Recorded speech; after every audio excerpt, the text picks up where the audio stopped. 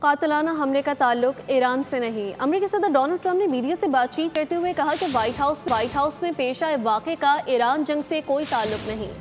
مشتبہ شخص نے 15 گز دور سے حملے کی کوشش کی، وہ مجھے ہی ہدف بنانا چاہتا تھا۔ وائٹ ہاؤس کی تاریخ کے خوفناک واقعے پر صدر ٹرمپ میڈیا کے روبرو ہوئے۔ ڈونلڈ ٹرمپ نے واقعہ حیرت انگیز لمحہ قرار دیا۔ کہا سیکیورٹی اہلکار پھرتی نہ دکھاتے تو بڑا نقصان ہوتا۔ ان کا کہنا تھا کہ اس شخص نے 15 گز دور سے حملہ کیا۔ ایک اہلکار کو گولی لگی مگر بلٹ پروف جیکٹ کی وجہ سے محفوظ رہا۔ واضح کیا کہ اس واقعے کا ایران جنگ سے تعلق نہیں، تاہم حملہ آور انہیں ہی نشانہ بنانا چاہتا تھا۔ The man has been captured. They're going to his apartment. I guess he lives in California. And he's a sick person, a very sick person. امریکی صدر نے کہا کہ جس اہلکار کو گولی لگی میں نے اس سے بات کی۔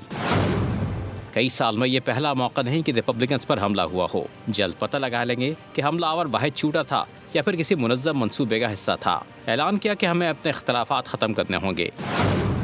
30 دن میں اس سے بڑی تقریب منعقد کریں گے۔ ہم اپنی تقاریب منسوخ نہیں کریں گے۔ We'll do it again within the next 30 days and we'll make it bigger and better and even nicer. Subscribe کریں اور بیل دبائیں تاکہ کوئی خبر رہ نہ جائے۔